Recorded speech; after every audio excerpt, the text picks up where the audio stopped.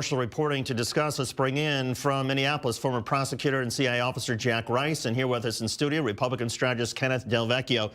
Jack, first on the FBI counterintelligence investigation, President Trump says that those who were involved in calling for this were, quote, scoundrels and dirty cops. What's your reaction? No, I disagree completely. I mean, one of the problems we find, and I've seen this as a prosecutor and as a defense attorney, if you don't have the law on your side, you go after the facts in this case, or you go after the delivery person, and that's exactly what the president has been doing.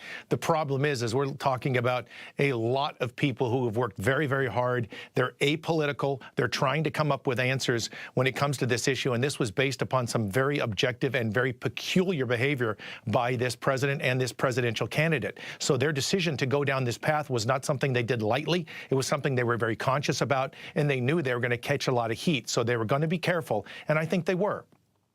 Ken, what do you make of the same report? Could it suggest that there is some anti-Trump bias within the FBI if they really came close to investigating whether the president really worked for Russia? As a former prosecutor, former judge, and a criminal defense attorney, I have to say that I completely disagree with Jack. Although I allowed him for being part of both of the CIA and the FBI formerly, I completely disagree with him.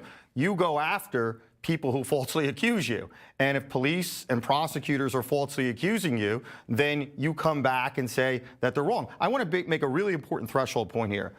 There is no such thing as a crime of collusion unless you are committing unlawful acts while colluding. Very, very specifically, it is not illegal for an American citizen to collude with nationals from other countries like Russia to do anything, including influencing election, unless they commit crimes with it, like identity theft, bank fraud, or hacking the hacking. DNC, sir. Yeah. But Ken, would you agree then there's also nothing wrong with if the FBI is suspicious and feels like there's some unusual behavior to launch a counterintelligence investigation? And it appears it didn't go anywhere. Otherwise, we would have heard about it by now. So there was no harm, no foul in this case, I absolutely agree with you. If the FBI or any law enforcement agency has probable cause to believe that a crime may be committed, they can arrest somebody. But short of probable cause, if they have a good faith belief that a crime may be committed, they can investigate. I don't see this as new news. I see this as just as some part of the ongoing hit on Donald Trump, trying to tie him to Russia. I haven't seen any evidence that ties him to committing any crimes with Russia. Jack, do you understand why a report of this kind could serve as red meat to people who believe this is a hoax, this is a witch hunt?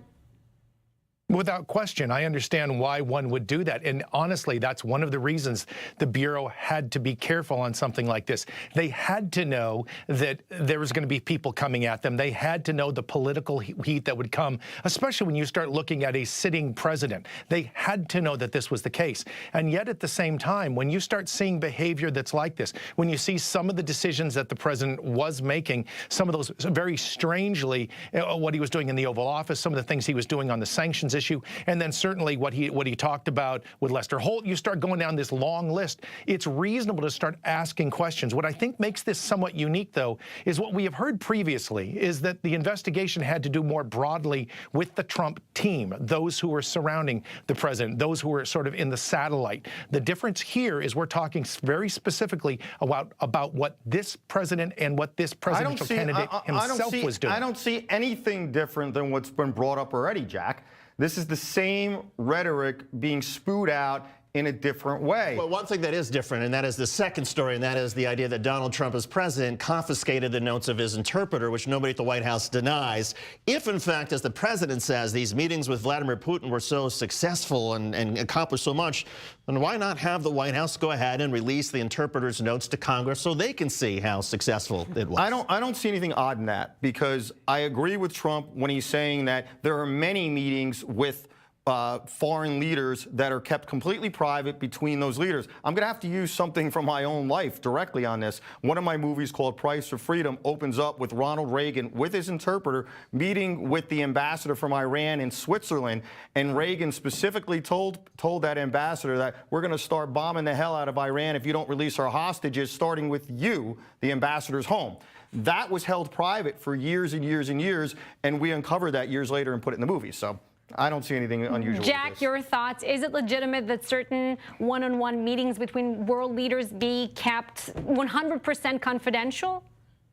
Yeah, that's a problem. And the reason I completely disagree in this case is there's something called institutional knowledge. There is a need, not just when a president meets with a foreign dignitary, it's also about what the intelligence community around them and his own intelligence people understand, because it's about more than what this president does. It's about the presidency and it's about the country. And so if he says something, if he does something, it's important to understand the context ourselves so we know where we're going next, how it's working. We understand, and the reports have come out, that even his own people were trying to figure out what was going on in the meetings and had no idea. This is one of the reasons that we have this information. It's not so the media can spy on him. It's not so it comes out on Twitter or it comes out on Facebook. This is about making sure that when you actually have a policy, hold on, let me finish. That policy was about establishing what was going on.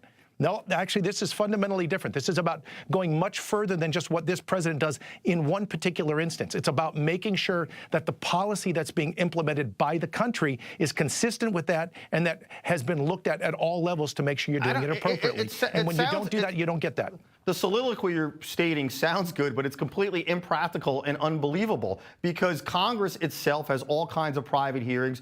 Singular members of Congress have particular private hearings, and presidents have private meetings all the time. Well, here's the question, Jack. Is there a mechanism that Congress can pursue, and maybe it's just a select committee, or maybe if it's a classified hearing, where instead of the translator's notes being released to the general Congress, where it'll be released to the public immediately, but it's held only to those top members of the Intelligence Committee so they can see exactly what the president said according to the translator? Okay, good idea. Well, that is the point. I mean, the point is you got to at least make sure that somebody gets a hold of this so they know where they're going. It's not just about one guy, one man, one woman who's running the country. Remember, there's an entire country and an apparatus underneath them that needs to understand how to actually apply that. And if you don't know what's going on, you simply can't do that. This isn't just a private meeting between two people that sits in a vacuum. It has to get way beyond the vacuum. Okay, that's just the process. I have one final question. Then you would agree then that for the executive branch, the legislative branch, and the judiciary, meaning the Supreme Court, that each one of them should have that same checks and balances, and the president should know every single thing